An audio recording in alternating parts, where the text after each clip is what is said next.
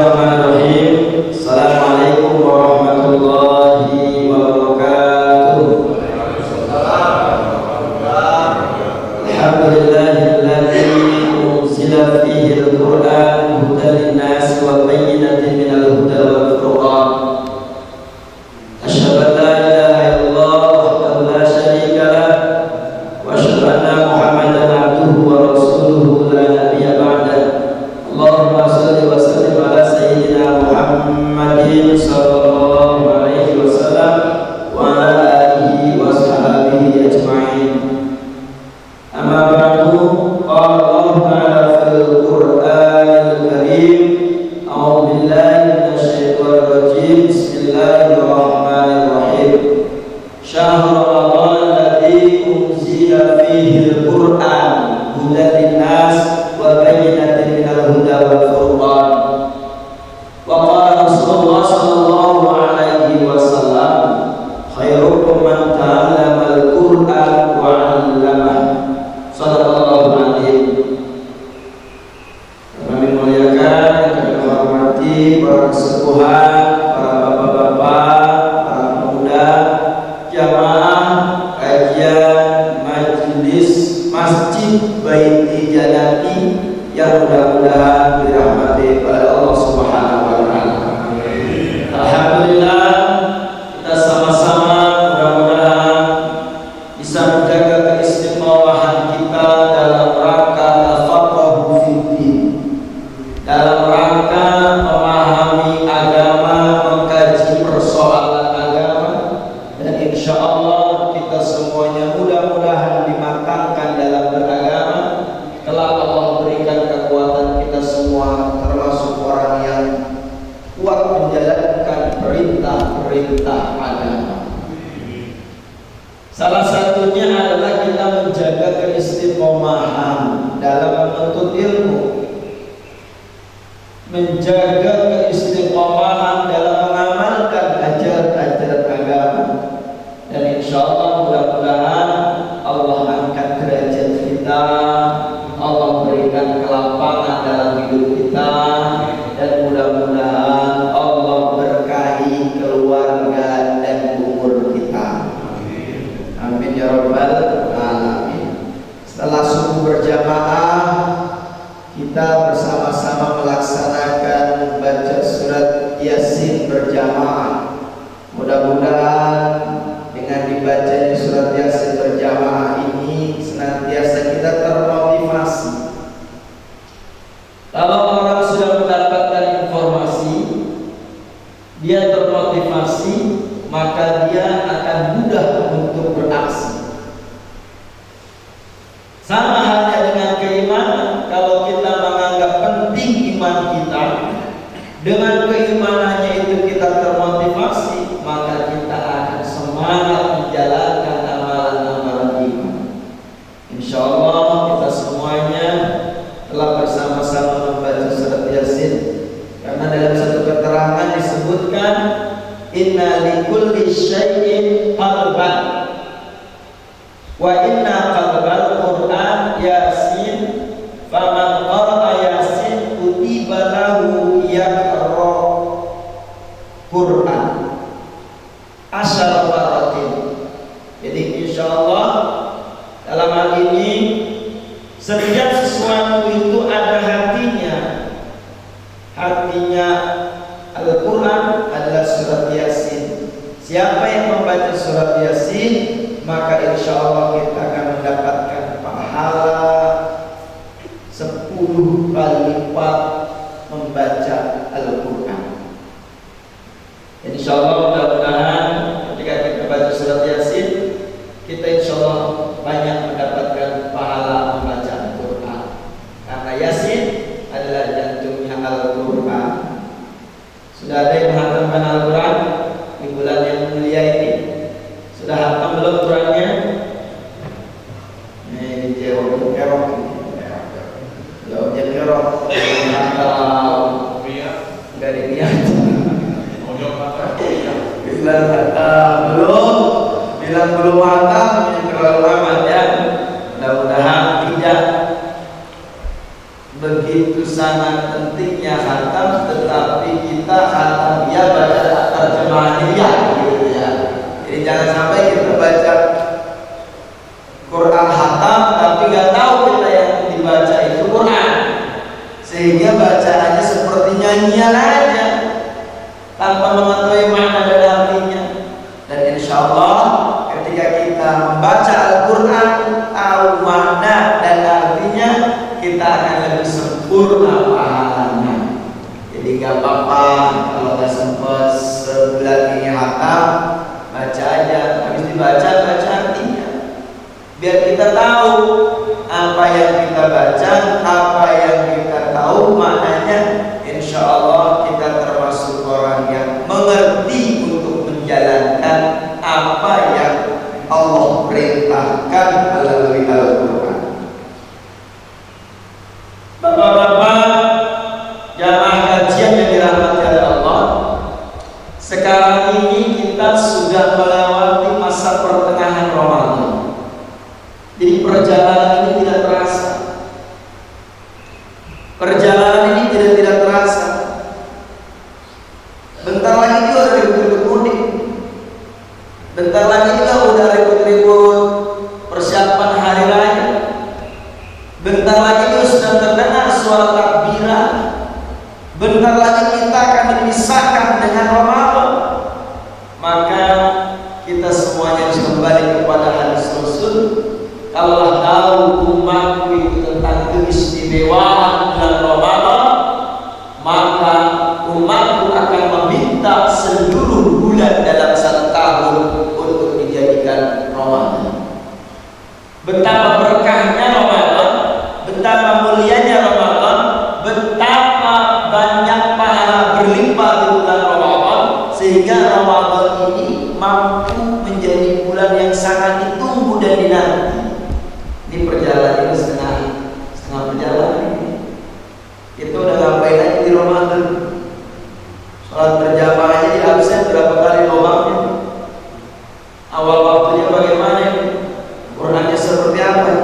Maka dalam rangka momentum pada kesempatan pertengahan Ramadan yang baru telah kita lewati, kita harus memutabaah diri, mengevaluasi diri. Kalau bulan Ramadan ini Rasul sebutkan dalam hadis riwayat Abi Hurairah, yuftahu fihi abwabal jannah, Allah buka pintu surga. Itulah yang membuat keberkahan bulan Ramadan. Karena di bulan Ramadan ini motivasi orang berbuat baik itu semakin kuat. Jangan sampai setelah kita meninggalkan Ramadan, detik-detik akhir Ramadan, maka kita dalam keadaan lemah, daya tahan yang dijaga. Apalagi di bulan Ramadan, fihi unzilal Qur'an hudan linnas wa bayyinatin minal huda wal furqan. Di bulan ini Allah turunkan Al-Quran yang menjadi pedoman hidup manusia. Makanya dalam kesempatan kali ini kita fokus bagaimana tentang kecintaan kita kepada Al-Quran, dekat dan bersahabat dengan Al-Quran. Artinya apa? Karena kemuliaan bulan Ramadan ini diturunkannya Al-Quran, di bulan yang mulia ini Allah turunkan Al-Quran, maka pantas secara otomatis kita juga harus mengevaluasi kedekatan kita dengan Al-Quran. Kalau dekat dengan Al-Quran, maka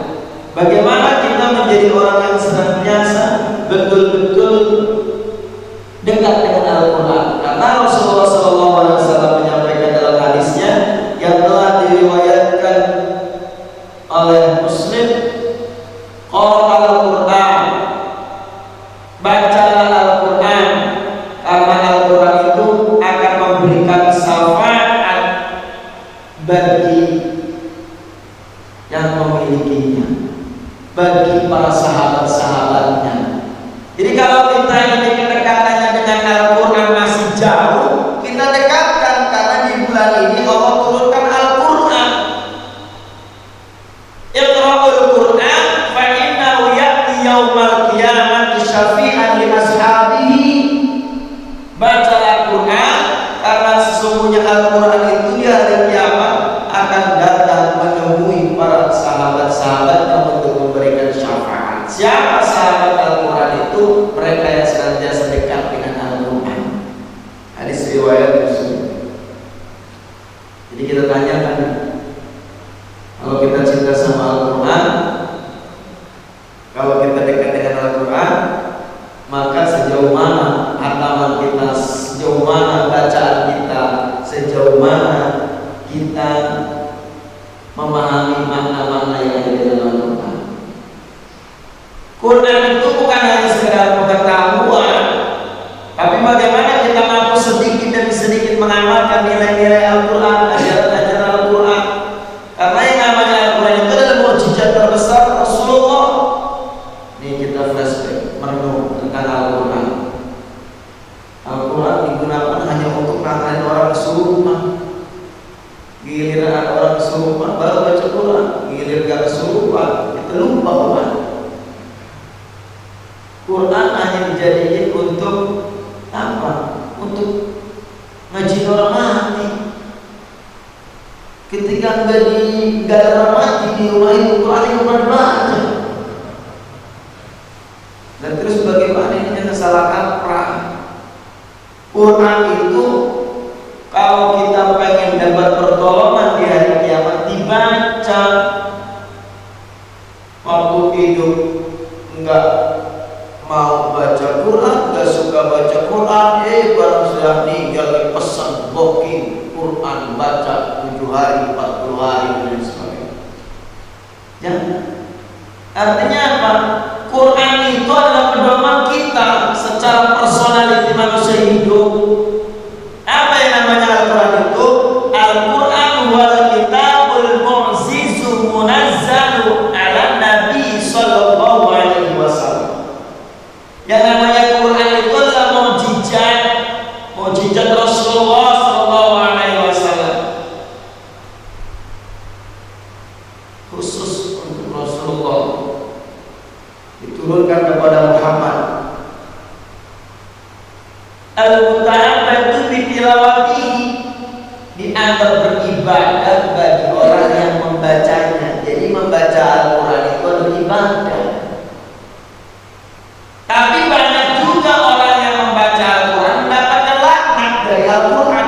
Rubba min qari'in wal Quran yal'an.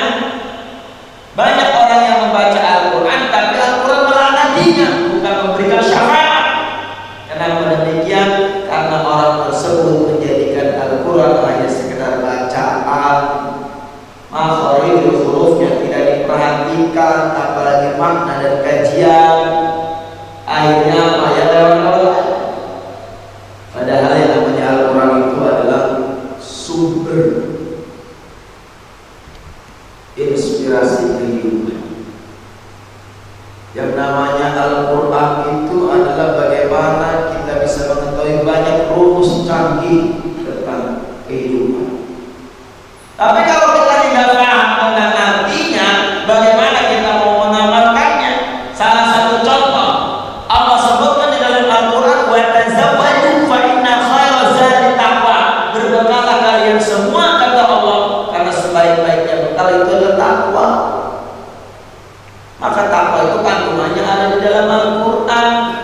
Kalau kita tidak memahami Al-Quran, bagaimana kita mau punya bekal? Bahkan dalam satu hadis Rasul sebutkan, taraktu fikum amrayni wa in tamassaktum bihima lan tadillu abada, kitabullah wa sunnati. Kata Rasulullah sudah sampaikan dalam informasi detailnya, aku tinggalkan 2 perkara yang apabila kita berpegang berkesan selama-lamanya, tidak akan pernah galau hidupnya gara-gara sembako mahal jadi malu, gara-gara gak kerja di PHK pada malu, gara-gara orang kebanyakan duit juga malu, apalagi gak ada duit. Ini bapak-bapak kalau kebanyakan duit malu apa nih? Hari ini ramai nih, hari Ahad, hari Minggu. Bapak hari ini dapat 500 juta, ada orang sudah kita berhayal aja dulu dah. Kita berhayal dulu ya. Mau dapat duit kan nih? Contoh ya Pak. Bapak dapat duit 500 juta. Bingung tak menggunakannya? Lalu dibatasi dalam waktu 3 jam sudah selesai. Gak bingung ya? Bingung kan nih? Ada orang yang bingung menggunakan duit itu. Makanya kita jangan bingung. Kan banyak orang yang punya duit bingung, punya duit bingung. Itulah keterbatasan kita. Jadi kalau kita banyak yang bingung karena kita belum beralih kepada Al-Quran, belum mengembalikan Al-Quran. Masa Rasulullah berbohong? Kadang kita kerjanya tidak menyadarkan pada agama.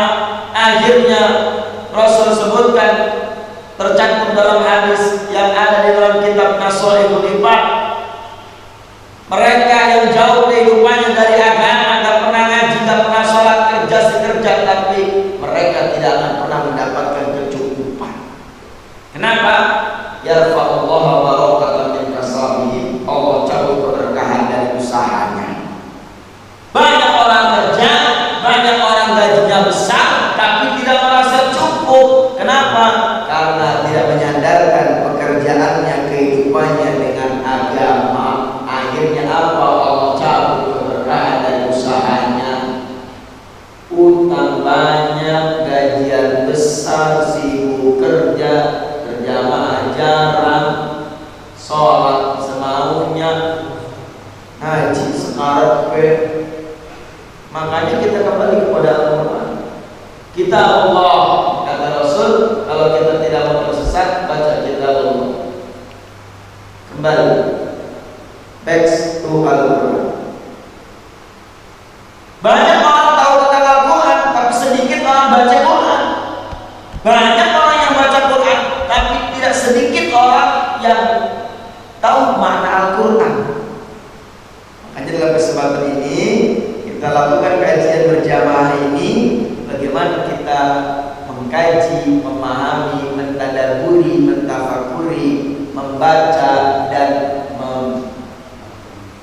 makna tahu kita tentang Al-Quran. Begitu. Jadi insya Allah kalau sudah begini tidak pernah galau. Rumusnya apa? Kalau kita galau karena kita jauh dari Al-Quran. Gak mungkin Rasulullah bohong, karena Rasul itu memiliki sifat 4 yang wajib diketahui. Apa aja itu?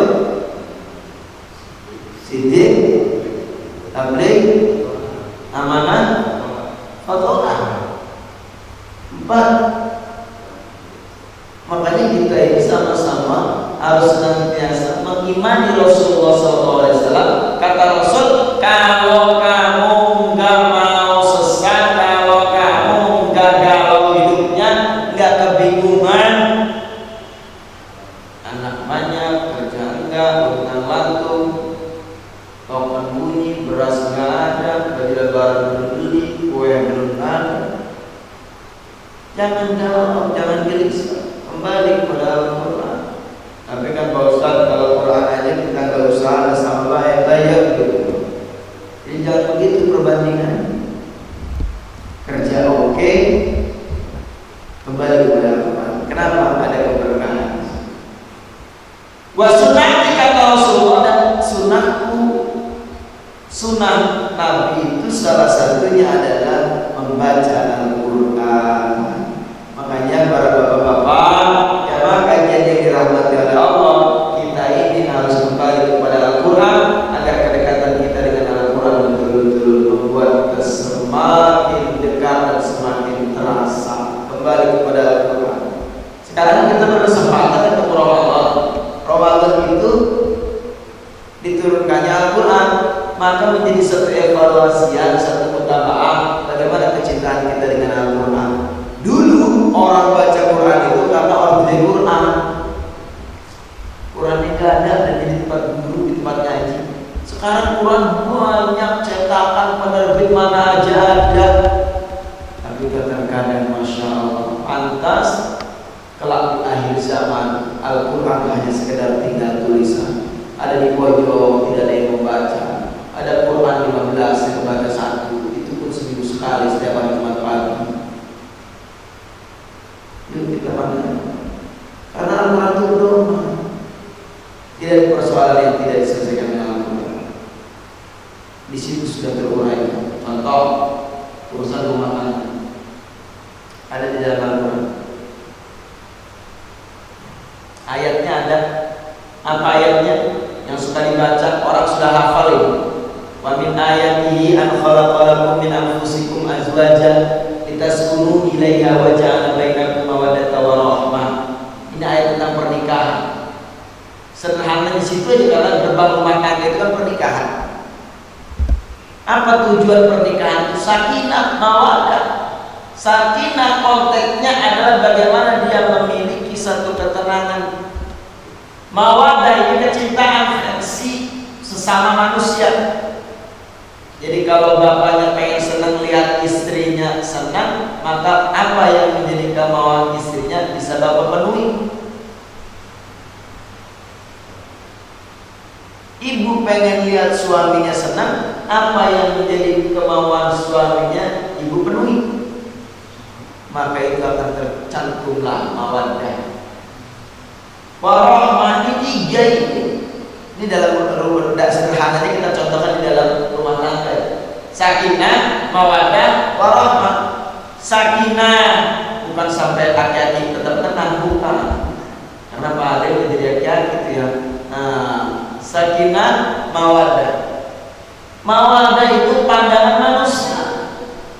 Jadi kalau istri nggak pernah dandan, bagaimana membuat suami betah? Artinya apa? Ada seruan di sini. Istrimu, percantiklah dirimu untuk suamimu. Jangan percantik dirimu untuk kondangan doang. Untuk pengajian doang. Gila tidur acak-acakan. Makanya autan sambasam.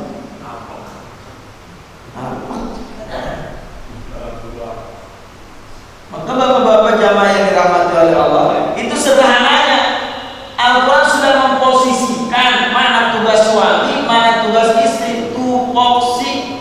Kalau kita melanggar tupoksinya terjadi ketidakseimbangan. Kalau terjadi ketidakseimbangan, suami pengen itu, istri pengen ini, akhirnya apa? Bisa terjadi deviasi penyimpangan yang bisa mengakibatkan perselingkuhan. Tuh. Sederhana kita rumah tangga gitu. Ini bahasa kecil aja. Nanti kita bahas ayat-ayat dalam pernikahan, nanti bahas. Tapi kenapa harus kembali kepada Al-Quran? Karena Al-Quran mengatur. Warahmah yang terakhir contohnya. Suami istri itu akan mendapatkan rahmat dari Allah. Bagaimana cara mendapatkan rahmat dari Allah? Kitanya harus dekat dengan Allah. Salat gak boleh ditinggalkan. Suami istri saling mengingatkan dalam kebaikan. Apalagi istrinya memastikan suaminya sudah baca Quran. Suaminya memastikan istrinya bisa baca Al-Quran. Rahmat. Nah, ketika sudah saling membangun ketaatan kepada Allah, yakin dan percaya Allah turunkan rahmat dalam rumah tangga. Begitu. Ini enggak tahu istri taunya duit doang. Suami taunya pakai istri doang. Giliran enggak senang sama istri, enggak dijalankan.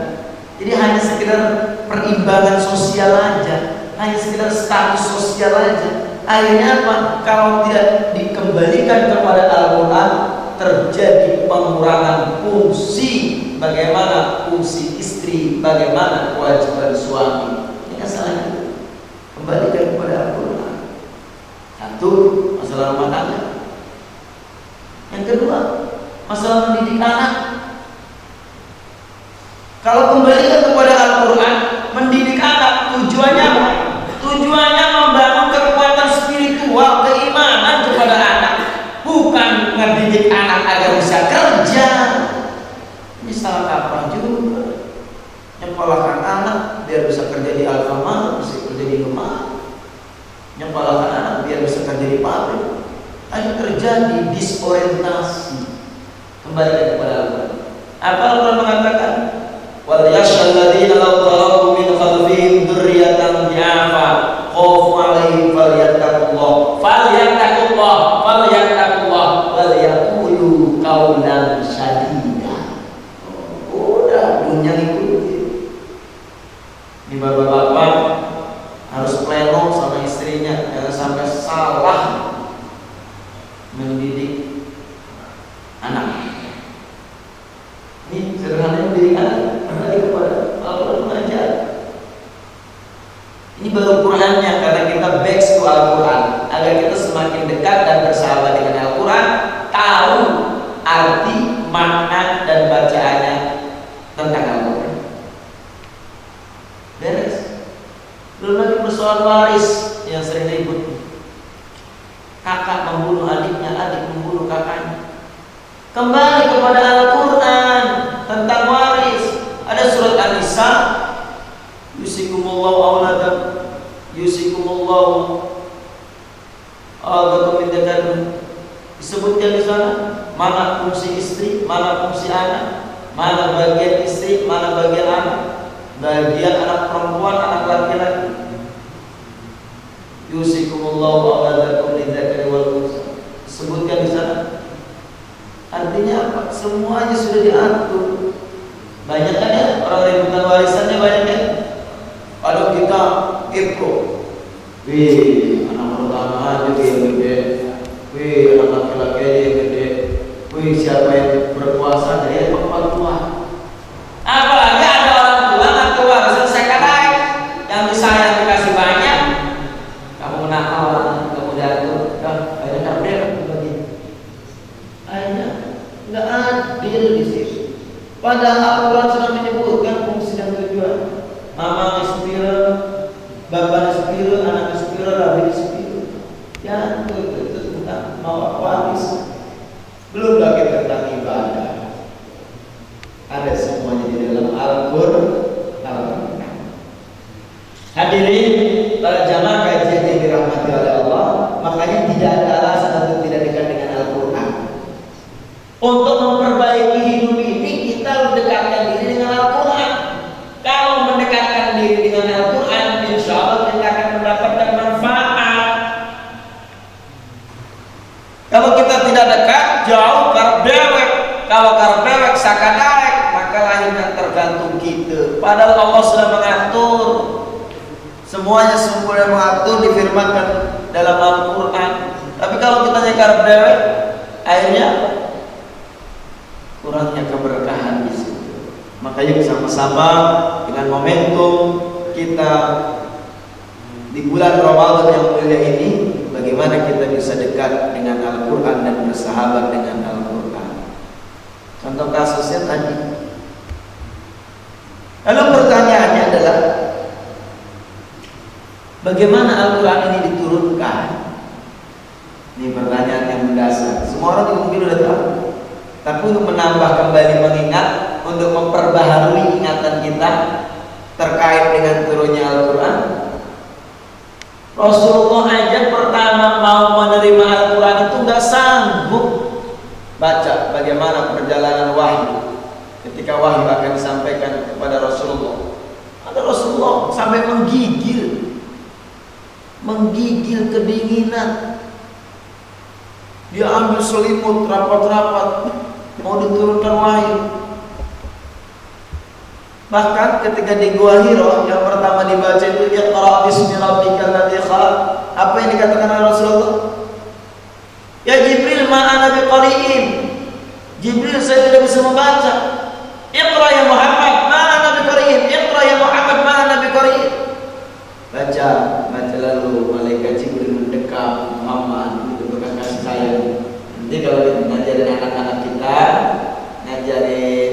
cucu kita jangan dengan kekerasan, ya, dengan kasih sayang. Ada satu metode pendidikan yang dibangun di situ. Ajari. Apa ini? Ya Jibril, ma'ana biqari'in, saya tidak bisa membaca. Iqra ya Muhammad, yang pada akhirnya Nabi Muhammad membaca Iqra bismi rabbikal ladzi khalaq, khalaqal insana min 'alaq, Iqra wa rabbukal alladzi 'allama bil 'allamal insana ma lam berangsur-angsur.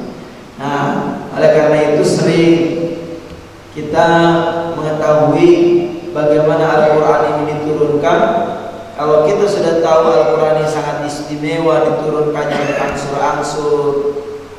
Kalau kitab yang lainnya itu global, tapi kalau Al-Quran itu berangsur-angsur.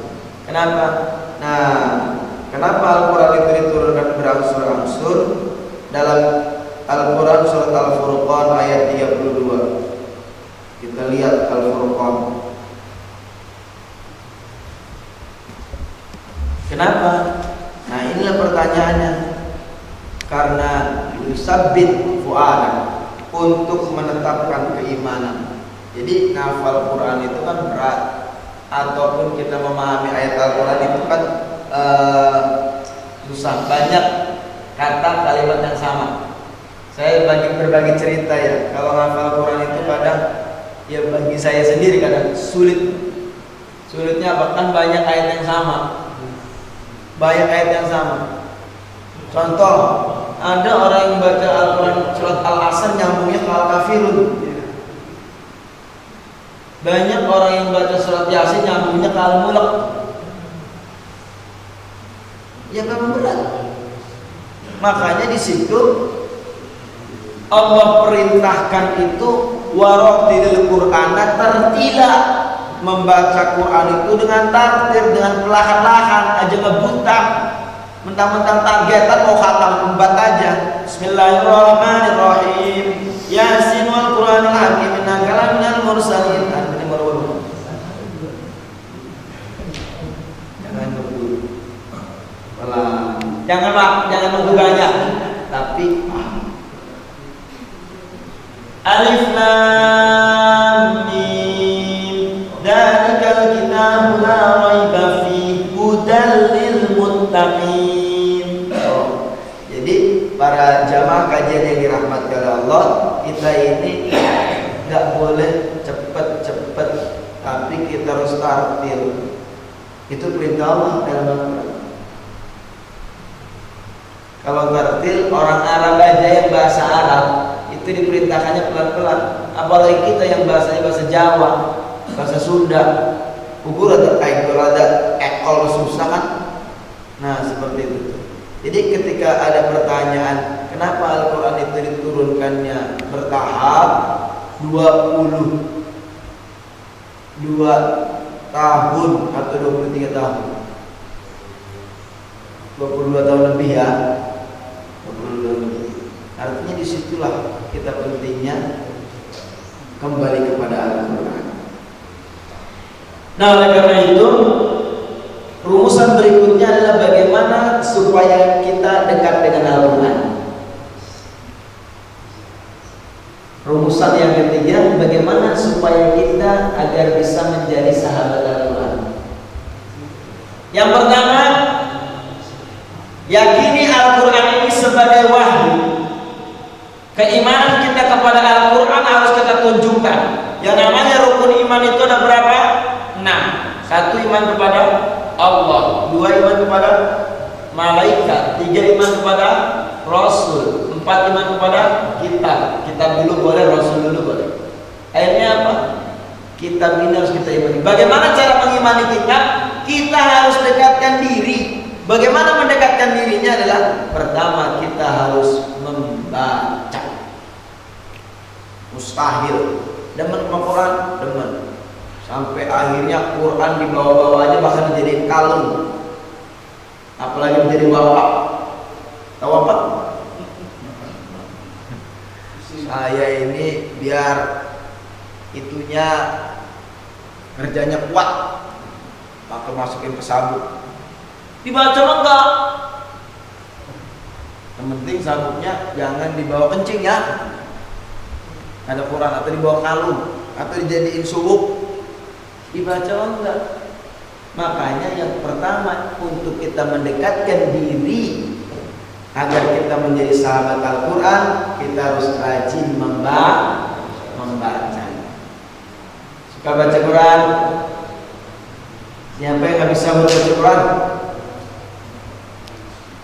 Siapa yang habis sahur pegang HP?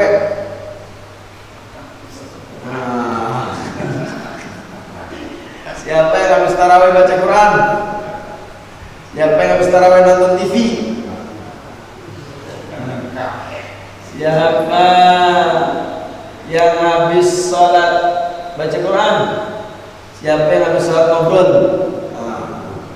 Ini ukurannya. Jadi kita kalau pengen dekat dan bersahabat dengan Quran, maka kita harus senantiasa rajin membaca. Sudah baca, jangan hanya sekedar baca. Baca terjemahannya untuk tahu maknanya. Bapak-bapak tahu nggak kegunaan ayat ini masing-masing ada? Contoh ayat dalam mengusir setan atau mengusir teluh, santet, apalagi teluh, santet, apalagi guna-guna, beruang atau apalah istilahnya. Ada ayat-ayatnya. Dari mana itu ayat tahu? Karena dari terjemahannya. Maknanya apa? Makanya baca Quran itu jangan lafadznya aja. Kalau kita baca Quran lafadznya aja sementara kita nggak tahu artinya, kita repot. Ibu ngecaprak, bapak ngecaprak, tapi nggak tahu mananya. Walaupun nggak tahu mananya ngecaprak, yang namanya baca Quran tetap Allah lipat gandakan pahalanya. Man qara'a harfan min kitabillah. Barang siapa yang membaca kitab Allah satu huruf, Allah akan lipat gandakan pahalanya itu sudah membaca. Laisa alif lam mim harfun, tidak dikatakan alif lam mim itu satu huruf, walakin alifun harfun, wa lamun harfun, wa mimun harfun. Jadi per huruf melipat gandakan 10 kali lipat kebaikan. Yasin berapa huruf? Seolah itu melama. Maka kita nggak boleh mengabaikan itu. Apalagi kalau kita baca tahu maknanya. Makanya kalau di rumah ada Quran terjemah, baca satu lembar, baca terjemah. Oh iya. Ada ayat yang membuat orang tenang. Ini surat Al-Anfal ayat 63. Saya contohkan aja ya. Ini ayat untuk berbagi ilmu. Al-Anfal. Walaupun semua Al-Quran ini membuat hati kita tenang, tapi ada ayat yang membuat kita betul-betul sesuai dengan maknanya. Apa sesuai dengan maknanya itu? Oh ternyata kebutuhan kita ini tentang ketenangan. Walaupun Al-Quran semuanya dibaca bagus, tapi lebih bagus kalau kita tahu maknanya. Kalau nggak tahu maknanya, baca, tahu maknanya, hafalkan, fahami, amalkan. Kalau kita hanya sekedar membaca, berarti kelas kita masih ada di bawah. Baca,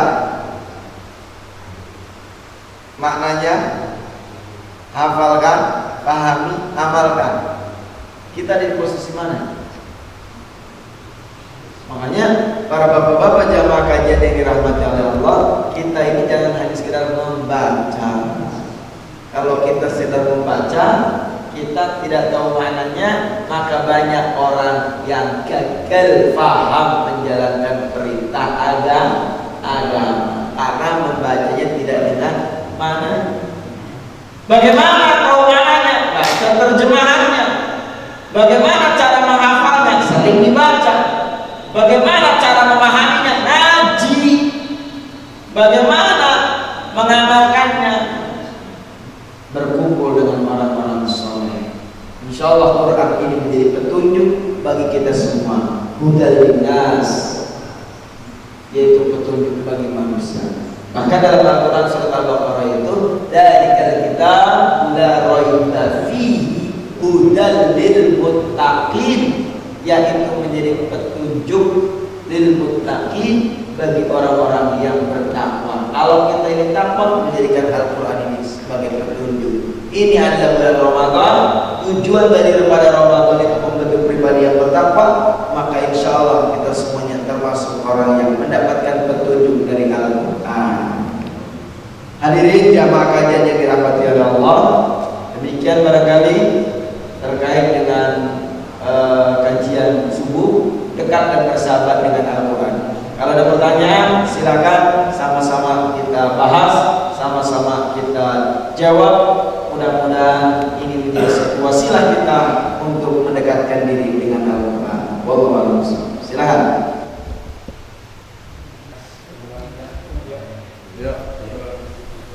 Assalamualaikum warahmatullahi wabarakatuh. Sesuai tadi yang disampaikan bahwa perempuan itu istri kita sendiri. Kalau perempuan ini dosanya yang menanggung adalah suaminya.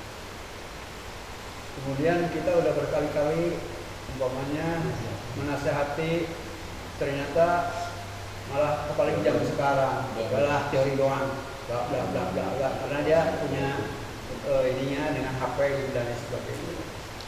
Bagaimana kita menyikapi tentang itu? Apakah kita harus tambah lagi atau cerai? Itu barangkali. Terima kasih. Assalamualaikum warahmatullahi wabarakatuh. Baik, saya langsung jawab ya. Ini pertanyaan penting ini, karena suami istri itu berbicara hidup mati kan. Sadis amat ya. Banyak orang yang hidupnya seimbang ketika dari istri kan gitu. Nah, ini ada satu persoalan. Makanya agama itu mengajarkan kita agar kita betul-betul selektif dan hati-hati ketika menentukan pasangan kita. Ketika kita menentukan pasangan kita, dari nasabiha, limaliha, yang diutamakan itu adalah bagaimana kita berorientasi pada pendekatan agama. Ini dikhawatirkan. Karena kacamatanya adalah, kalau kacamatanya agama itu enggak tergoda dengan kacamata-kacamata ribet. Kalau orang itu pendekatannya bukan hanya di jamaliha saja, kecantikannya saja, cantiknya udah tua, udah mulai keriput, banyak masuk angin nih, hidup lamanya masuk angin, akhirnya gak suka. Iya, oleh karena itu kata Rasul, ketika mau mencari pasangan, pendekatan yang harus diprioritaskan itu adalah pendekatan agama. Kenapa sebabnya? Karena pendekatan agama ini yang akan mengantarkan taufik dan hidayah. Kalau kita tidak menjadikan agama di awal, maka akan banyak, kalau orang sekarang ini unen-unen, godaan, ada gangguan, udah ada godaan dari HP dan lain sebagainya. Lalu pertanyaan berikutnya adalah bagaimana sikap kita kalau kita terlanjur punya istri seperti itu, ya kan? Tetapi kita ini terkadang sudah mengingatkan istri kita masih seperti itu, bahkan kita ingatkan sekata, dia nyerocosnya 17 kata. Mantap tuh. Akhirnya apa? Kita kira kadang saya nangis. Tujuan pernikahan itu apa? Sakinah, mawaddah, warahmah. Kalau nggak sakinah, mawaddah, warahmah, maka berarti kalau kita tidak menemukan ketiga-tiganya dalam rumah tangga kita, berarti rumah tangga kita perlu diperbaiki tujuannya. Lalu bagaimana? Apakah cerai saja? Bapak, yang namanya tolak itu boleh, tapi dibenci oleh Allah. Cerai itu boleh, tapi dibenci sama Allah. Halal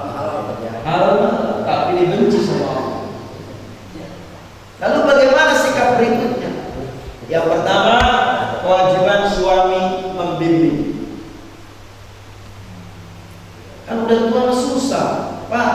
Dibimbingnya. Kalau dibimbing dikelototin dia malah mendelik. Gitu kan? Diomongin dituntun malah nangkel. Nah, bagaimana? Pertama yang harus dilakukan adalah sabar. Kita jadi sabar. Sabar bagaimana? Udah 7 tahun, Pak. Begini aja sabar. Sabar, as-sabru minal iman. Ketika kita sabar, insya Allah masih ada keimanan. Tapi sabar ada batasnya dong. Ini udah 7 tahun berget banyak jurus nih. Ibaratnya kata jurus sendiri. Sabar. Umar bin Khattab ibadah panglima perang. Tapi ketika dengan istrinya, beliau kadang dulu. Kenapa? Inilah menghadapi kaum wanita. Sabar. Yang kedua komunikasi. Komunikasinya yang baik. Kadang kita komunikasi, ngobrol sama istri memaksakan. Istri udah lagi gak senang, udah lagi gak mood, kita nyerocos. Tambah kesel suami, istri tambah balik arah. Ngobrol yang baik. Ngobrol jelang tidur. Ngobrol ketika makan. Ngobrol ketika jalan-jalan. Itu salah satu indikator bagaimana bicara dengan baik. Komunikasi. Salah satunya adalah bagaimana komunikasi kita kepada istri yang sudah terlanjur memiliki ego tinggi dan posisi tinggi, biasanya memiliki egosentris tinggi. Akhirnya kata-kata kita bukan kata-kata menyuruh, tapi mengajak. Ada begitu. Rumah tangga. Mah, beli minum. Begitu dekatnya pengen disuruh-suruh, nyuruh-nyuruh aja. Ambil sendiri aja, tidak bisa membangun begitu. Apalagi rumah masak, istrinya lebih mapan.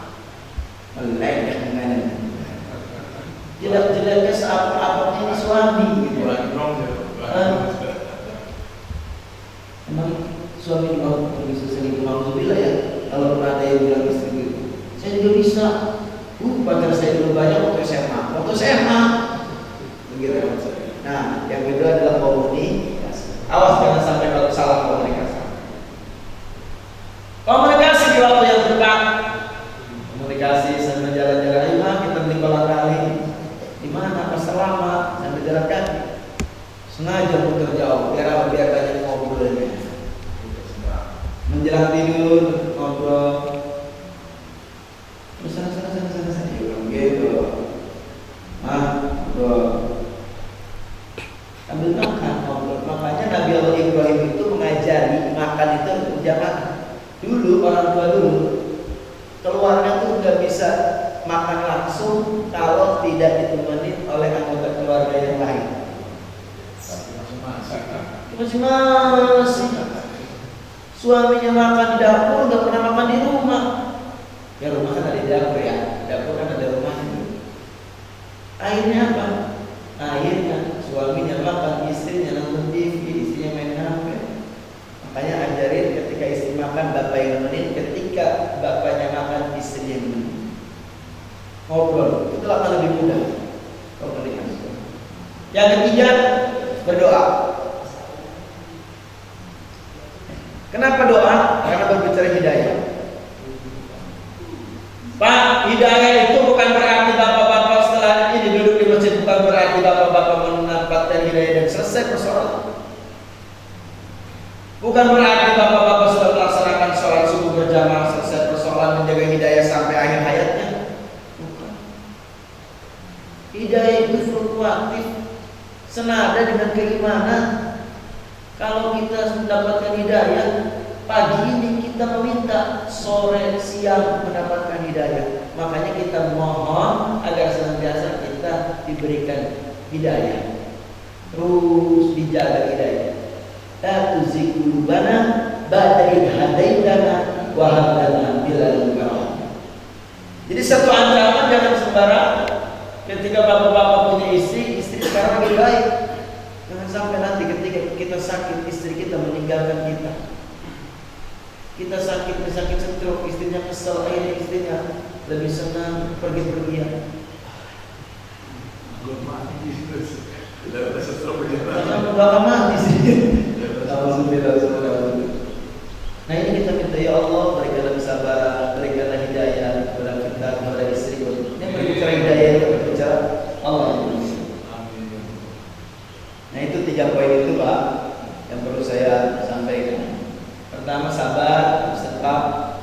Kalaupun memang tadi kesel-keselnya banyak suami yang membunuh istrinya. Ada? Istri membunuh suami ada? Istri membunuh suami ada? Ada. Karena saking keselnya, mobil aja kerjanya, kasih duit enggak, anak sudah main fisik. Kalian RT di mana-mana, hari itu bagaimana? Ya, ini ada satu cermin. Tapi ketika kita sabar, insya Allah dalam kesabaran itu akan pahala dan nilai iman. Yang kedua komunikasi, ini penting komunikasi.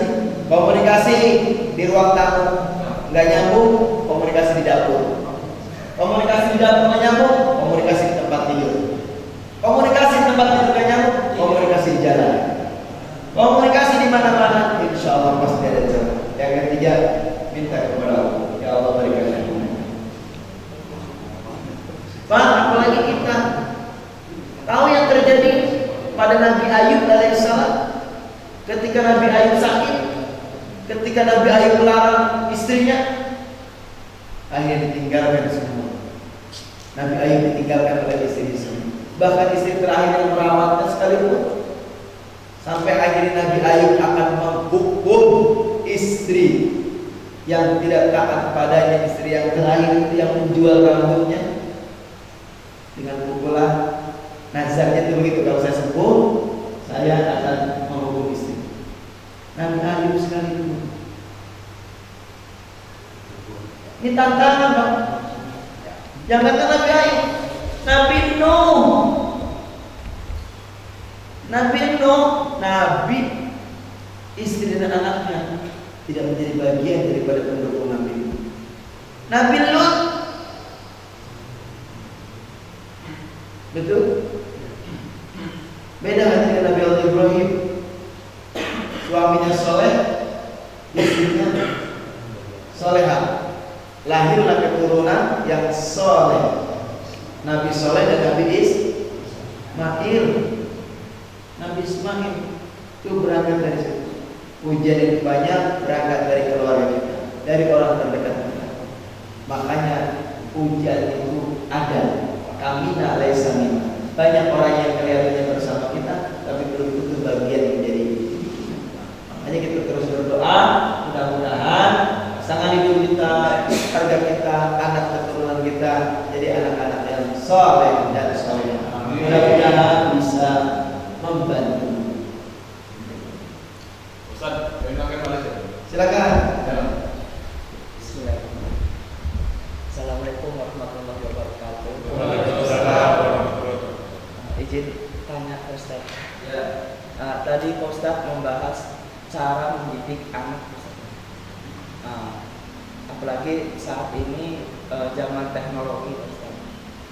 Bagaimana cara mendidik anak supaya dekat dengan Al-Quran, apalagi yang udah terlanjur megang gadget ataupun HP yang di usia belum lancar berbicara, tapi ada keinginan untuk supaya dekat dengan Al-Quran. Minta solusinya, pendapatnya. Demikian. Solusi pendapat boleh, kita jangan ya. Iya. Baik, ini persoalan. Alimu auladakum, ajarlah anak-anakmu, karena anak-anakmu akan hidup berbeda dengan zamanmu.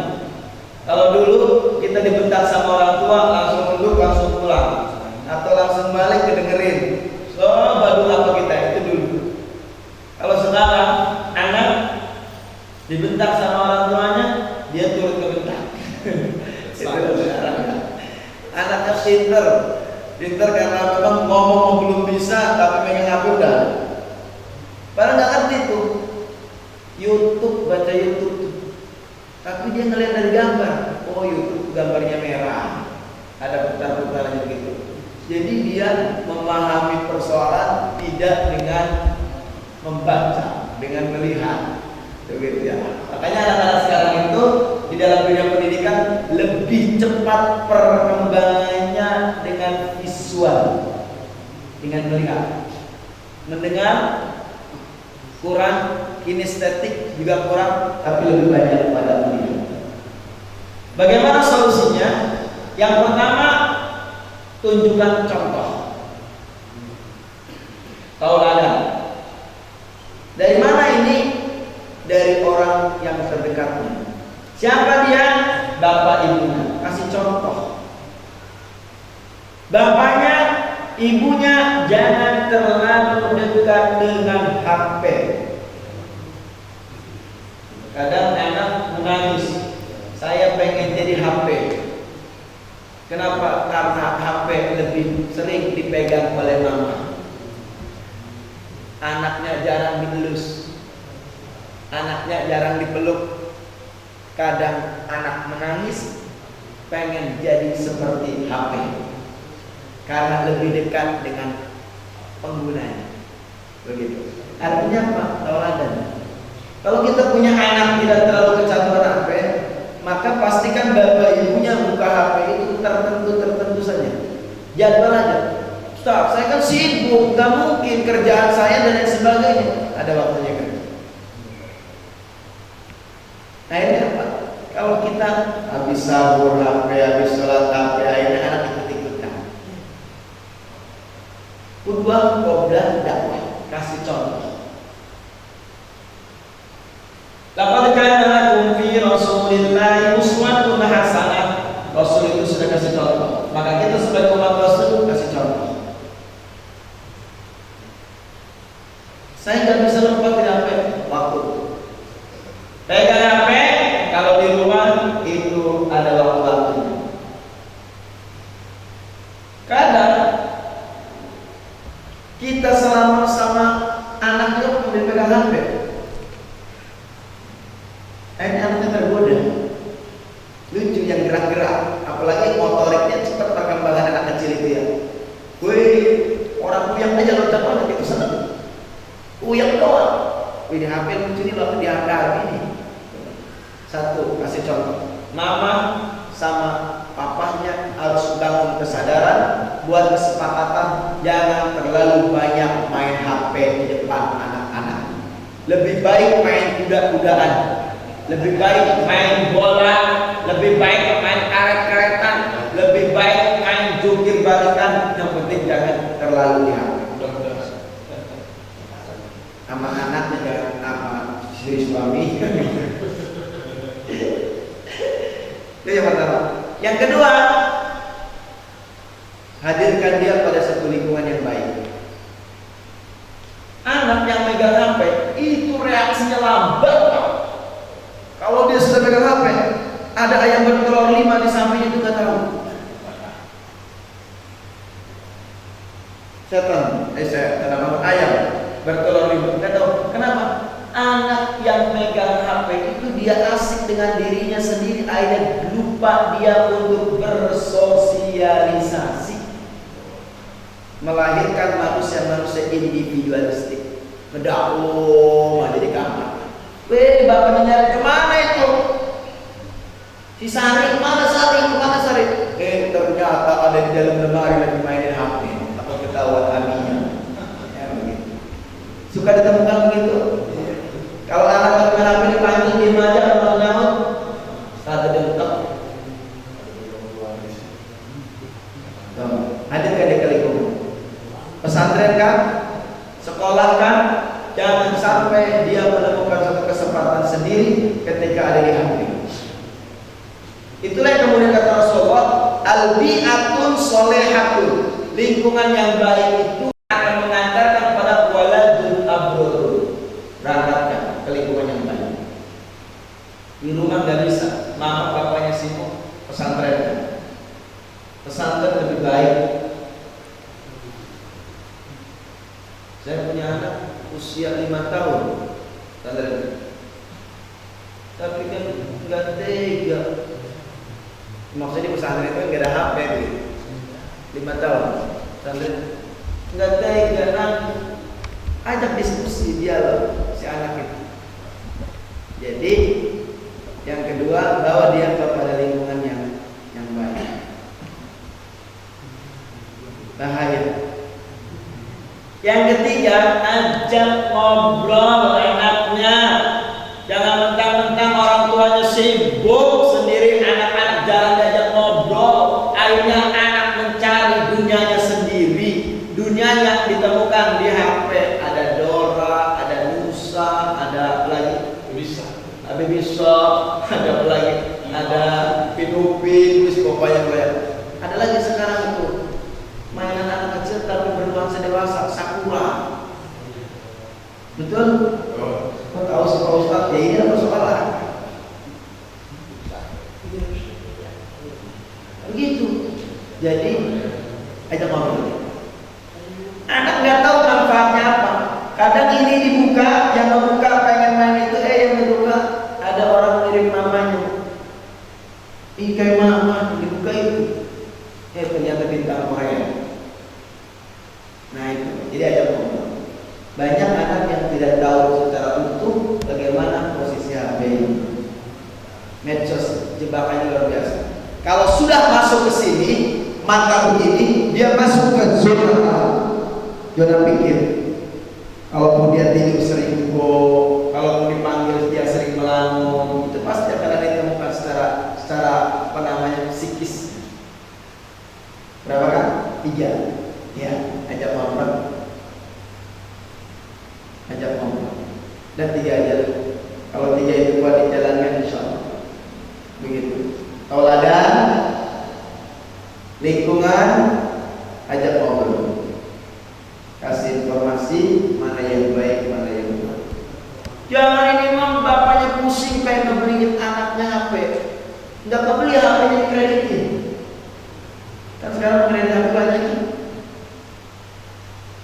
Setahun dapat 300.000 dapat Xiaomi yang harganya 2.700.000. Ya banyak. Jangan nyebutin merek, nanti sangkanya iklan lagi. Begitu ya. Terima kasih, mudah-mudahan bisa menjawab. Masih ada? Cukup? Baik, alhamdulillah. Kalau cukup, kita cukupkan. Karena insya Allah jam 9 saya di Rumah Nasri Masjid Al-Muhajirin. Ada acara sebelumnya. Kita sama-sama berdoa kepada Allah. Mudah-mudahan Allah menjawab doa kita di bulan yang mulia ini. Dan mudah-mudahan Allah berkahi kita semuanya. Insya Allah mudah-mudahan di bulan Ramadan ini Allah berikan kekuatan kita untuk terus menerus menjadi pribadi yang taat dan mencintai Al-Quran, dekat bersahabat bersama Al-Quran. Al-Fatihah. Alhamdulillahirabbil alamin arrahmanir rahim maliki yaumiddin iyyaka na'budu wa iyyaka nasta'in ihdinas siratal mustaqim siratal ladzina an'amta 'alaihim ghairil maghdubi 'alaihim waladdallin. Allahumma shalli wa sallim ala sayyidina Muhammadin fil awwalin wal akhirin wa sallim wa radiyallahu ta'ala an kulli sahabati wa rabbati rasulillah ajma'in. Allahumma amin ya rabbal alamin ya arhamar rahimin. Allahumma inna as'aluka al-'afiyah fid dini wad dunya wal akhirah. Allahumma inna as'aluka al-'afwa wal 'afiyata fid dini wad dunya wal amali. Allahumma barik lana fi awladina wa dhurriyyatina wa tawaffina wa la tadurruhum wa'fihim wa la ta'anika wa rizqna birahum. Allahumma rizqna 'ilman nafi'a wa rizqan halalan wasi'a wa 'amalan mutaqabbalan. Ya hayyu ya qayyum ya rabbus subhanahu. Allahumma a'tina minal fahmi wa minal mursalin wal malaikatil muqarrabin wa karumin wa syuhada'i was salihin. Tuftah lana babal ridha wa taysir wa tarfa'na ala syai'in rasyid wa takun li wali wa nasriyati man qala wa inna nasir. A'tif qulubana ya Allah bil qawl al sabah. Rabbana atina fid dunya hasanah wa fil akhirati hasanah wa qina adzabannar. Allahumma anfa'na bima 'allamtana wa 'allimna ma yanfa'una bi rahmatika ya arhamar rahimin. Ya Rabbi bil Mustafa balligh maqam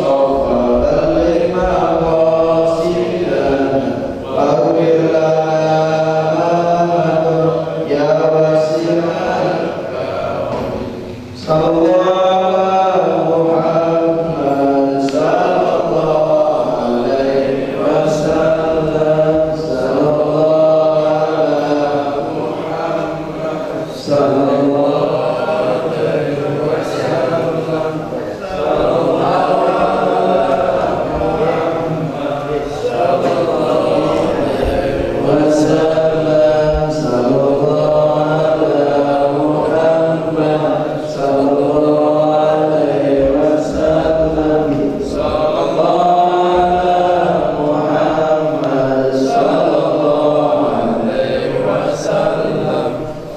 Sallallahu ala Muhammad sallallahu alaihi wasallam. Sallallahu ala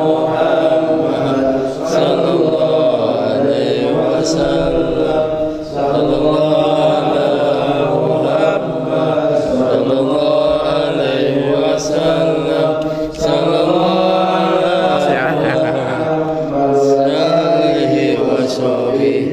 wasallam.